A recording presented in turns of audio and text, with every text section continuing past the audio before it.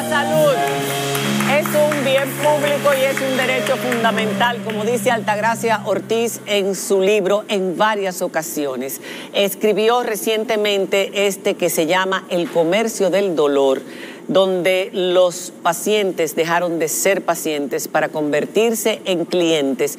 Y aparte de ser una radiografía de las fallas de nuestro sistema de salud, que ha evolucionado en los últimos años, pero que sigue teniendo graves fallas, también hace mucho hincapié en la parte humana, y eso sí que ha cambiado mucho. Gracias por estar con nosotros, Altagracia, en el día de hoy, y por escribir este libro para todos nosotros los que trabajamos en los medios de comunicación, para todos aquellos que trabajan en el área de salud también, y para todos aquellos que somos pacientes, que somos todos. Todos. Porque yo quiero seguir diciendo paciente.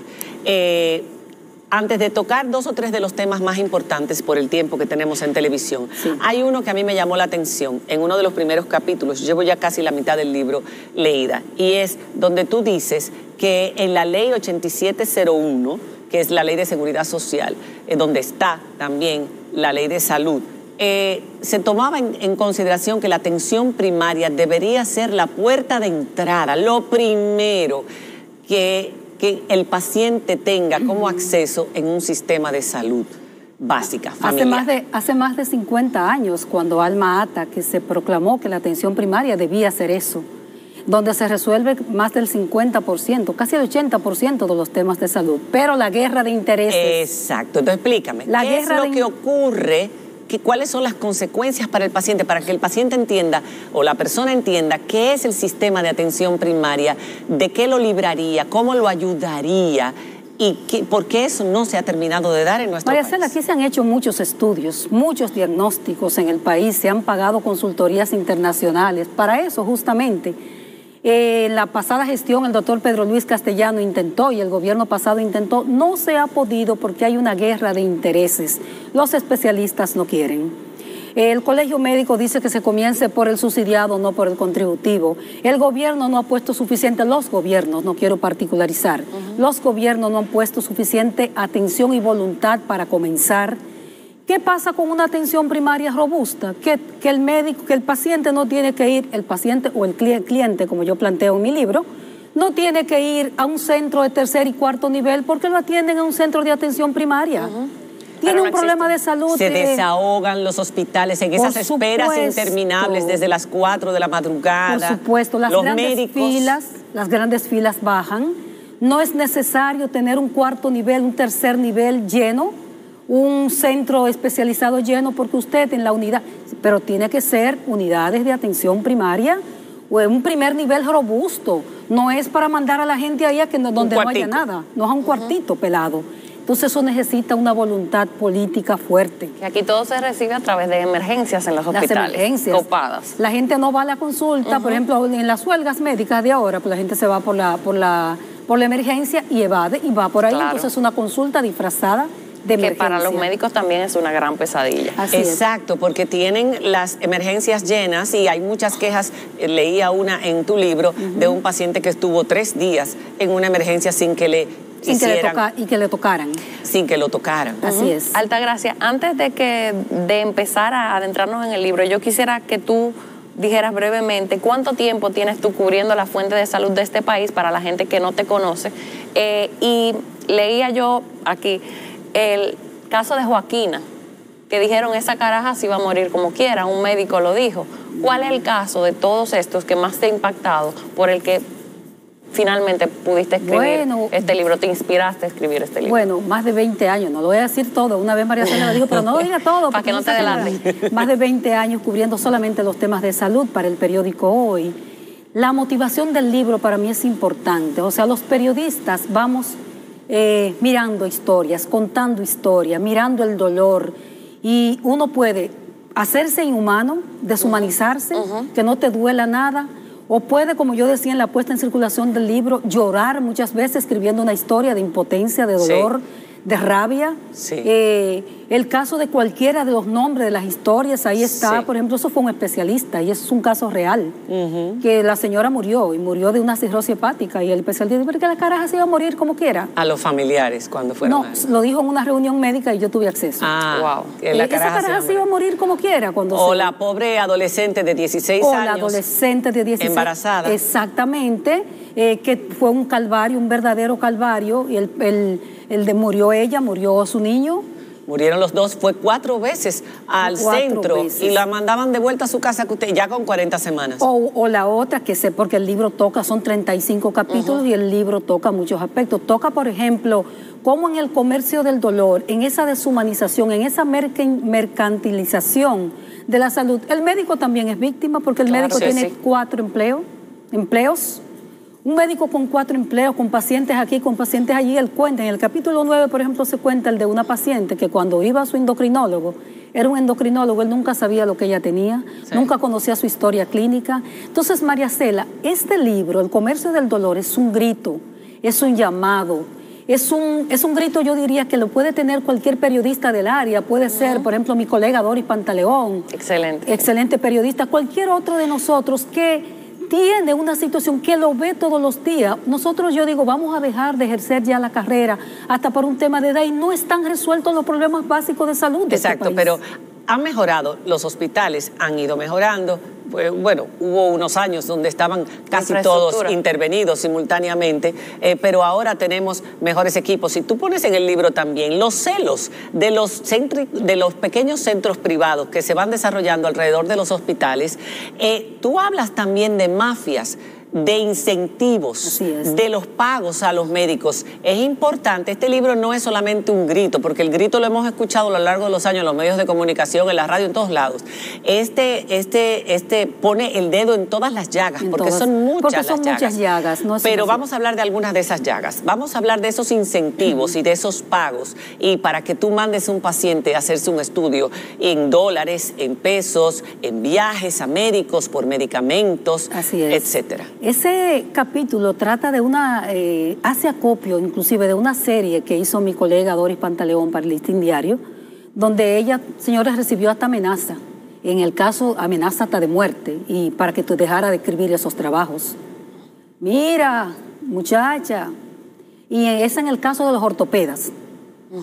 En el caso de los ortopedas, que hay muchos temas. Las piezas que traen. Las piezas, los seguros, que se lo sacan a veces a un paciente y se lo ponen a otro. De todo ese tipo de cosas. Y se lo venden como nueva. De todo, señores, de todo eso. Pero también en el caso de la oncología, hay muchos temas. Necesita ese paciente realmente, y hay un problema ético enorme, porque la sociedad tiene un grave problema ético y la medicina no es la excepción. Y en cardiología tú denunciaste en el 2019, que también lo recoges en este libro, la cantidad de dispositivos, de los aparatitos estos que son en dólares, que el paciente muchas veces tiene que pagar en dólares y buscar, que no son necesarios, sobre todo después que ya el paciente ha tenido el infarto y esa parte del músculo está muerta. Pero hay que decir que eso no fue que Altagracia Ortiz, que no es cardióloga, lo dijo, eso fue alimentado por cardiólogos, decía, por favor, escribe que hay un abuso enorme colocándole 3 y 4 stents. Lo mismo con los visitadores a médicos que hacen negocios con los médicos para que le pongan tal medicamento que tal vez no necesite ese paciente. Entonces hay un dilema, hay un problema ético muy grave que toca la salud y que alguien va a tener que poner el cascabel al gato. Perdón, adelante. Hay algo que no podemos dejar pasar porque es lo que está en el tapete ahora mismo. El problema entre el Colegio Médico Dominicano y las ARS es que al final el más perjudicado es el paciente o el cliente, como tú le llamas. ¿Cómo tú crees que termine esto, tú que estás en el meollo del asunto?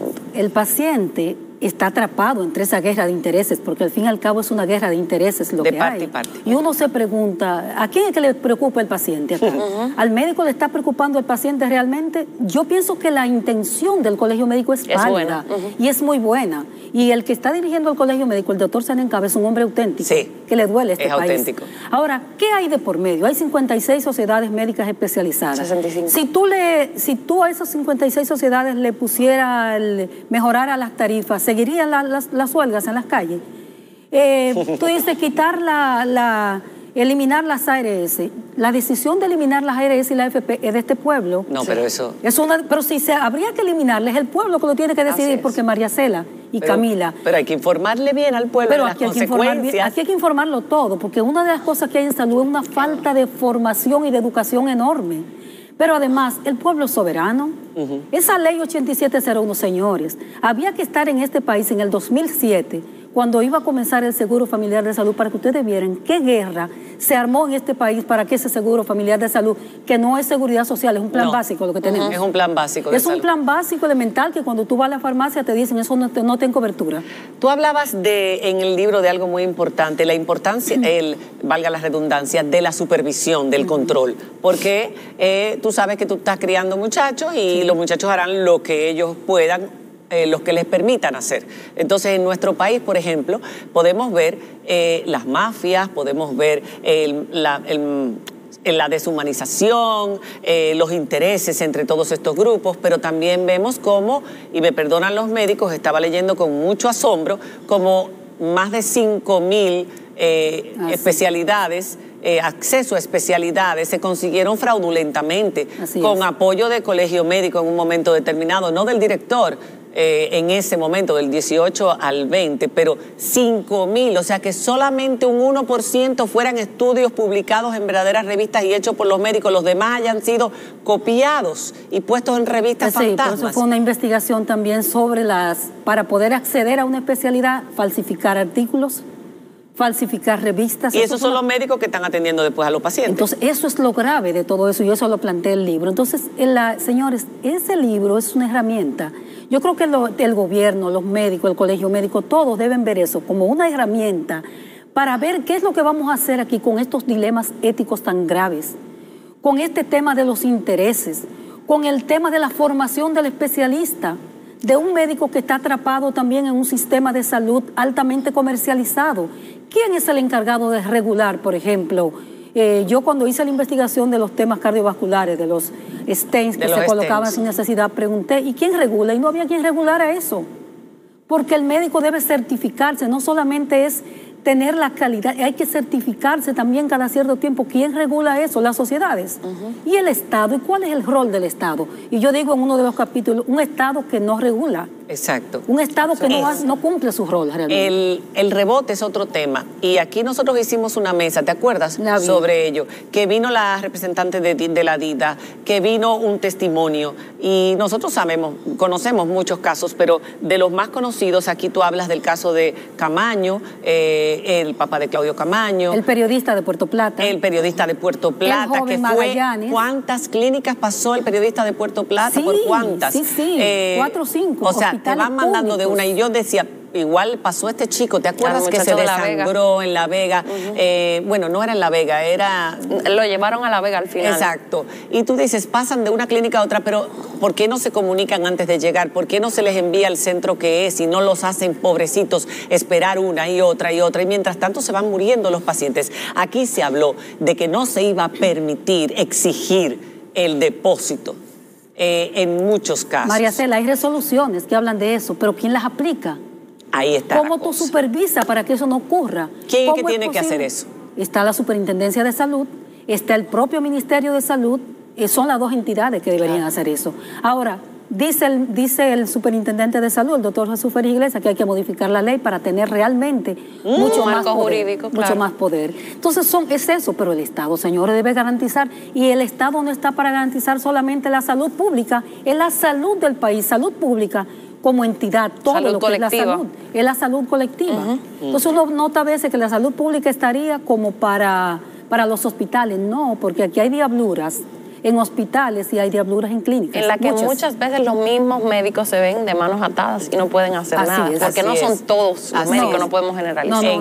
Hablas de las clínicas del tema de que tratan a un paciente y cuando ya se acaba todo lo que queda en la cobertura, lo mandan entonces para el hospital público. Y ya no hay nada que hacer con eso. No, porque tú tienes la manera de ver, ese paciente se le acabó la cobertura, no hay cama. Señores, es terrible el viacrucis que pasa una persona en nuestro país y todos lo sabemos cuando se enferma, pero uno se trata de poner en esos zapatos. Se imagina un hijo de uno, una madre con un hijo, como hemos leído en este libro y como hemos visto en muchas ocasiones, yendo por ese calvario de sitio en sitio, pidiendo ayuda para que le salven a su hijo y en todas partes indiferencia y puertas cerradas. Y uno no entiende cómo es posible que en el pleno siglo XXI, en un país que supuestamente está creciendo económicamente, nosotros no veamos esos beneficios, tanto en salud como en educación. Correcto. Y es por ahí que tenemos que empezar, para poder decir que somos un país realmente en vías de desarrollo. Totalmente desfasado, Así un es. sistema sanitario. Bueno, ojalá que de verdad tomen en cuenta este libro para que se ¿Dónde tomen, se consigue? Se tomen en Cuesta está, ¿no? La principal librería del país, que es Cuesta, Santo Domingo y Santiago. Va a ser puesto en circulación en Santiago el próximo día 16. Y a un súper buen precio, es un regalo, así que cómprenlo porque vale la pena leer los testimonios que tú recoges ahí. ¿Qué testimonios? Son desgarradores la mayoría y basados y hechos en la realidad. Son testimonios en vivo.